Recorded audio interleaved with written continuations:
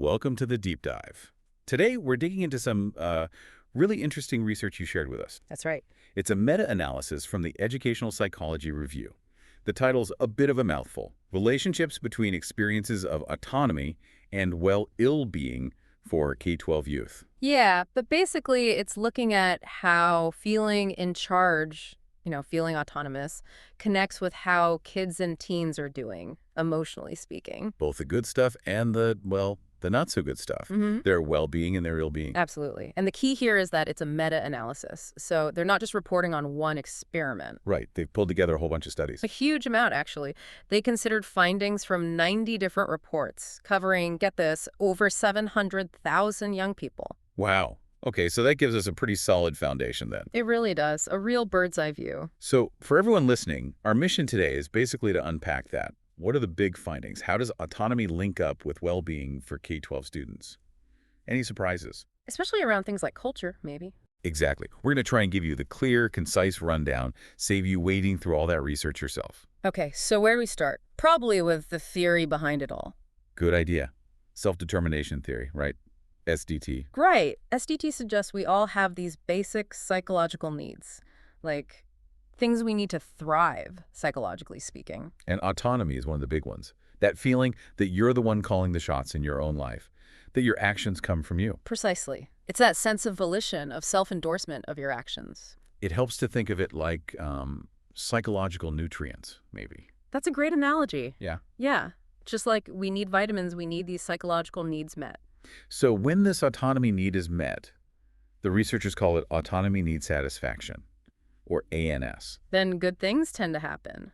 Positive outcomes. But if that need gets blocked or, frustrated, that's autonomy need frustration, ANF. That's when we tend to see more negative outcomes, more difficulty. Okay, so how did this play out in the meta-analysis? Did the data back this up? Strongly. They found a really clear positive link between ANS feeling autonomous and psychological well-being. So more autonomy satisfaction Meant kids reported more positive feelings, higher life satisfaction, feeling more energetic, better self-esteem, happiness, just a better quality of life overall. That makes a lot of sense, doesn't it? Feeling like you have some say probably does make you feel better generally. It seems intuitive, but it's powerful to see it confirmed across so many studies. And what about the flip side? Mm. Ill-being, like depression or anxiety. Also a clear link. ANS, that satisfaction, was negatively associated with ill-being. Meaning more autonomy, less. Less depression, less anxiety, less stress, burnout, fewer negative emotions, things like that. Okay, so that covers autonomy satisfaction. What about the frustration part, the ANF? Right. So when kids felt their autonomy was being thwarted, ANF was positively linked to psychological ill-being. More frustration, more distress. Exactly. More likelihood of experiencing depression, anxiety, stress, those kinds of negative states.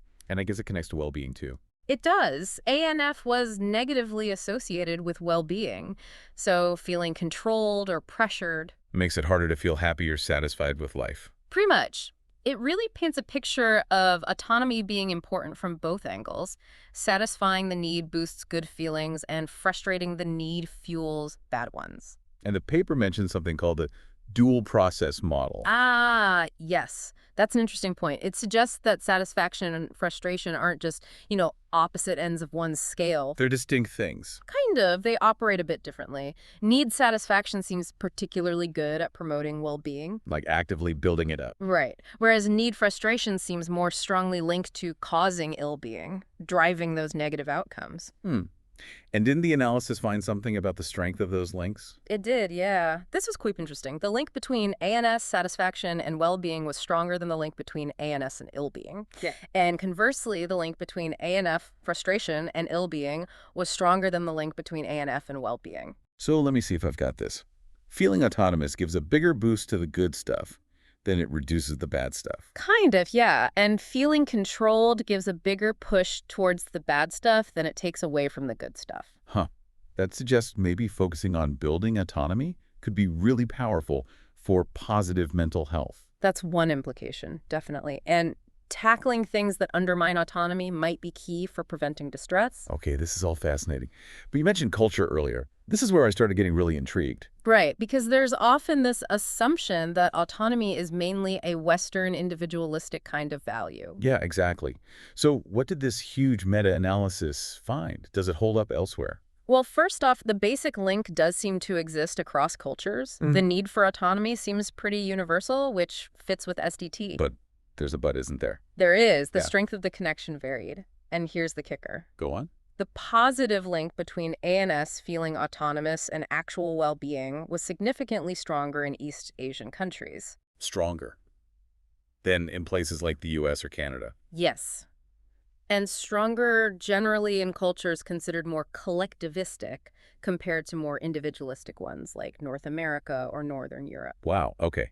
That is definitely not what I would have predicted. Why would that be? Well, the researchers float this idea they call the compensatory perspective, Compensatory. meaning that in places where maybe the culture doesn't emphasize or support individual autonomy quite as much day to day. Right, maybe the focus is more on the group. Exactly. So in those contexts, when a young person does get to experience that sense of autonomy satisfaction, it might pack a bigger punch for their well-being. I see. Because it's less common, maybe it's more valued, or it has a greater relative impact when it happens. That's the idea. Like, it stands out more and provides a bigger boost because it's not necessarily the default cultural script. That's a really interesting way to frame it. Okay, any other cultural twists? One more, and this one was also a bit unexpected, even for the researchers. The link between ANS, autonomy satisfaction, and ill-being so, the protective effect against things like depression, that link was actually stronger in the USA and Canada. It's stronger in the individualistic cultures for reducing ill-being. But the link to promoting well-being was stronger in collectivistic cultures. You got it. It's complex. The researchers noted this finding about ill-being being stronger in the US-Canada was surprising and needs more digging into. Makes you wonder, doesn't it? Maybe in cultures that really prize individualism, not feeling autonomous hits harder in terms of mental distress. It's definitely plausible. It highlights that culture shapes not just if autonomy matters, but maybe how it matters for different aspects of mental health. Fascinating stuff. Okay, shifting gears slightly, what about other factors like age or gender? Did it matter if we were talking about elementary kids versus high schoolers? Interestingly, no. The meta-analysis didn't find significant differences there. Really? Across K-12? Yep. The basic relationships ANS with well-being, ANF with ill-being seemed pretty consistent whether they looked at elementary, middle, or high school samples. And gender? Same story. No significant differences based on the gender composition of the groups studied. Okay, that's actually quite striking.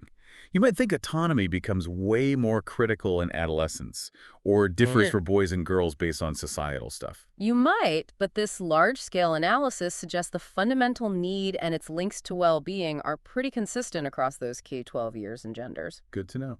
What about the setting? Like, does it matter where kids feel autonomous? School versus, say, sports? Yes, they did look at that. They compared academic settings and athletic settings. Um, The positive link between ANS and well-being was stronger in academic settings. Stronger in school stuff than in sports. Huh. Why might that be? Well, a couple of possibilities they mentioned. One is just time. Kids spend way more time in academic pursuits than usually in organized sports. Makes sense. More exposure. And the other is maybe the perceived importance. For many young people, doing well academically, feeling competent and self-directed in school is really central to their overall sense of self and future. Yeah, that carries a lot of weight, for sure. Feeling autonomous there might just be more impactful overall. Seems plausible. Okay, so we've covered a lot of ground. Before we wrap up, there's always the caveat with this kind of research, right? Correlation isn't causation. Exactly. That's crucial to remember. This meta-analysis shows strong links, strong associations. It doesn't definitively prove, say, that boosting autonomy causes well-being to go up. There could be other things going on, other factors involved. For sure, but the sheer number of studies, the huge number of participants, and the consistency of the findings across different contexts, it does provide pretty compelling evidence. It strongly suggests that supporting autonomy is likely a really important ingredient for kids' psychological health. I think that's a fair way to put it. The evidence points strongly in that direction. Right, so let's try and boil this down for everyone listening.